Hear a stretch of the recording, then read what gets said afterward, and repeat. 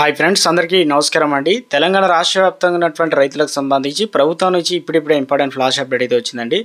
So రైతులకు రైతు భరోసా సంబంధించి ఆ వివరాలు అనేది ఈ వీడియోలో తెలుసుకునే ప్రయత్నం చూద్దాం. తెలంగాణ రాష్ట్రంలో రైతులకు సంబంధించి రైతు భరోసా పథకం తీసుకొచ్చిన విషయం తెలిసిందే. అయితే జనవరి 26 తారీఖు నుంచి ఈ పథకానికి దాదాపు శ్రీకారం చుట్టారు. కాబట్టి గతంలో ప్రభుత్వం చెప్పినట్టుగానే ఎకరానికి 15,000 రూపాయలంటే రాష్ట్ర ఆర్థిక ఖజానా బట్టి 12,000 రూపాయలు ఇచ్చారు. గత ప్రభుత్వం బీఆర్ఎస్ కంటే 10,000 రూపాయలు ఇస్తే 2,000 రూపాయలు అయితే ఎక్కువ అయితే అది జమ చేస్తున్నారు. అయితే ప్రస్తుతానికి తెలంగాణ రాష్ట్రంలో రైతు భరోసా సంబంధించినటువంటి లేటెస్ట్ తాజా సమాచారం ప్రకారం నేడు ఇన్ని ఎకరాల వరకు అయితే జమ అయ్యే అవకాశాలు అయితే ఉందట. సో ఇప్పటివరకు ఇన్ని ఎకరాల వరకు జమ అయినట్లు కొత్త తేదీలు వచ్చినట్టు ఒక అప్డేట్ అయితే వస్తుంది. సో ఎంతవరకు ప్రభుత్వం ఎన్ని ఎకరాల వరకు సీలింగ్ విధించవచ్చు, 4 పథకాలకు సంబంధించినటువంటి పూర్తి సమాచారం ఏంటి, ఆ వివరాలన్నీ కూడా వీడియోలో తెలుసుకునే ప్రయత్నం అయితే చేద్దామండి. వీడియోను చివరి వరకు చూడండి. మరోసారి ఛానల్ వస్తే తప్పకుండా సబ్స్క్రైబ్ చేసుకొని bell button all notification activate చేసుకోండి.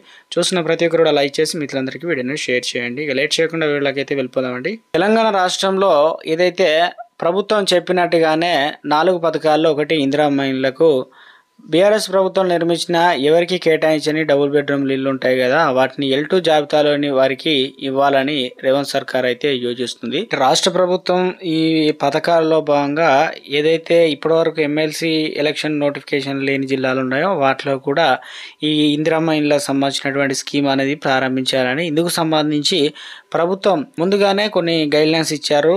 400 చదరపు గజాల ఇల్లు ఉండాలి. గతంలో వెరిఫికేషన్ చేసిన వారికి ఏదైతే స్థలం ఉందో అదే స్థలం ఎగ్జాక్ట్గా శాటిలైట్తో అనుసంధానం చేయబోతున్నారు. 9 ట్రాక్టర్ల ఇసుక ఫ్రీ, దాంతోపాటు సిమెంటు, దాంతోపాటు ఐరన్ అనేది కూడా తక్కువ ధరకు ఇవ్వాలని హౌసింగ్ కార్పొరేషన్ అనేది కంపెనీలతో మాట్లాడాలని, టైప్ చేయాలని ఇందుకు సంబంధించి సీఎం రేవంత్ రెడ్డి కూడా గుడ్ న్యూస్ చెప్పినట్టు తెలుస్తుంది అనమాట. అయితే రాష్ట్ర వ్యాప్తంగా రైతు భరోసా సంబంధించి చూసుకున్నట్లయితే తెలంగాణ రాష్ట్రంలో ఇప్పటికీ ప్రభుత్వం మనకు పూర్తి స్థాయిలో కూడా గత ప్రభుత్వంలో ఏదైతే మనకు ఎకరం 2 ఎకరాలు ఇలా గుంటల నుంచి మొదలు పెట్టుకున్నట్లయితే ఎకరాల వారిగా పెంచుకుంటూ అయితే రావడం జరిగింది కదా. సో అలా ఎకరం ఉన్న వారికి వేశారు. తర్వాత 2 ఎకరాలు, 1 ఎకరం నుంచి 2 ఎకరాలు, ఇప్పుడు 2 ఎకరాల నుంచి 3 ఎకరాల వరకు డబ్బులు అనేది ఖాతాలో జమ కావడం జరిగింది.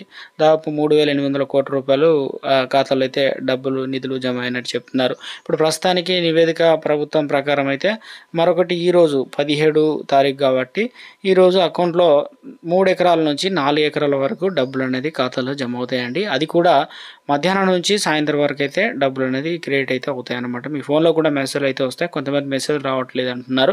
అయితే ఇంకొకటి తెలంగాణ రాష్ట్ర వ్యాప్తంగా ప్రభుత్వం 2 రకాల పద్ధతులు వేశారు. ఇది రెండవ పద్ధతి. మొదటి పద్ధతి వచ్చేసి పైలట్ ప్రాజెక్ట్ కింద, అంటే 33 జిల్లాల్లో ప్రతి మండలానికి ఒక గ్రామాన్ని సెలెక్ట్ చేసి ఆ గ్రామంలో 4 పథకాలు కంటిన్యూగా అందరికైతే ఇచ్చారు. అందులో కొంతమందికి డబ్బులు పడలేదంటున్నారు. దాంతోపాటు ఇప్పుడు కొన్ని ఎకరాల వారికి కూడా డబ్బులు మెసేజ్ వస్తున్నాయి కానీ డబ్బులు వాస్తవానికి కొంతమంది పడలేదని అంటున్నారు. కాబట్టి అటువంటివి మరి బ్యాంకు టెక్నికల్ ఇష్యూలా లేదంటే ఏదైనా ఐఎఫ్ఎస్సి కోడ్, పట్టా పాస్ పుస్తకం ఇలాంటి పొరపాట్లు ఉన్నాయని చెప్పేసి వ్యవసాయ అధికారులు వాటిని తగిన చర్యలు తీసుకుని గుర్తించిన వెంటనే వారికి అకౌంట్లో అయితే సాల్వ్ చేసిన వెంటనే డబ్బులు కూడా జమ అవుతాయి అన్నమాట. సో మీరు తప్పనిసరిగా మీ అకౌంట్లో డబ్బులు పడకపోతే వ్యవసాయానికి ఒకసారి సంప్రదించండి. ఇంకా మరొకటి, తెలంగాణ రాష్ట్ర వ్యాప్తంగా కొత్తగా పట్టా పాస్ పుస్తకాలు వచ్చిన వారు ఉన్నారు. సో వారికి కూడా రైతు భరోసా పైసలు ఇస్తామని చెప్పింది కాబట్టి సో ప్రస్తుతానికి ఇందులో ప్రధానంగా చెప్తున్నారు ఏంటంటే మార్చి మొదటి వారంలో కొత్తగా పట్టా పాస్ పుస్తకం వచ్చిన వారికి పడే ఛాన్స్ ఉన్నట్లు. ఎందుకంటే ఇందులో ఆధార్ కార్డు, పట్టా పాస్ పుస్తకం number, bank details, pan card, కొన్ని డీటెయిల్స్ అయితే అడిగారు. వాటిని భూభారతి అనే వెబ్సైట్లో వారికి ప్రత్యేక కాలంలో అప్డేట్ అయితే చేశారు. వాటి డేటా ప్రకారం ఉన్నతాధికారులు ఇప్పుడు పూర్తిగా కొన్ని అకౌంట్లు క్లియరెన్స్ ఉన్న వారికి డబ్బులు అనేది జమ అవుతాయని చెప్తున్నారు. కాబట్టి ఇక ఇప్పుడు ప్రస్తుతానికి ఇందిరమ్మ ఇల్లు అయిపోయింది. తర్వాత కొత్త రేషన్ కార్డులు. ఈ కొత్త రేషన్ కార్డుల విషయంలో కూడా ప్రభుత్వం చెప్పింది ఏంటంటే గతంలో అప్లికేషన్ చేసుకోవడానికి ఛాన్స్ లేదు, కానీ ప్రస్తుతానికి అప్లికేషన్ చేసుకోవడానికి ఛాన్స్ అయితే ఉంది. ప్రజాపాలన దరఖాస్తు చేసుకున్నవారు మళ్ళీ దరఖాస్తు చేసుకునే అవసరం లేదు. మీ సేవల ద్వారా దరఖాస్తు చేసుకోవచ్చు. దాంతోపాటు టైం అనేది పొడిగించలేదు, అంటే ఎప్పుడు ఈ టైం వరకు ఉంటా ఆ టైం ఉంటా అని చెప్పి చెప్పలేదు. అన్లిమిటెడ్ అన్నట్టు ఎప్పటివరకైనా మీరు అప్లికేషన్ చేసుకోవచ్చు అనమాట. సో అది ఇక ప్రభుత్వం చాలా పథకాలకు సంబంధించి చూస్తున్నాం. ఇందులో 6 గ్యారెంటీలో ఒక పథకం ఉంది. అదేంటిది మనకు అందరికీ మహిళలకు సంబంధించి గుడ్ న్యూస్. ఆ మహిళలకు మహాలక్ష్మి పథకం 2,500 కదా. సో సీఎం రేవంత్ రెడ్డి స్వయంగా ఈ పథకాన్ని కూడా ప్రారంభిస్తామని మొన్న ఢిల్లీలో మాట్లాడడం జరిగింది.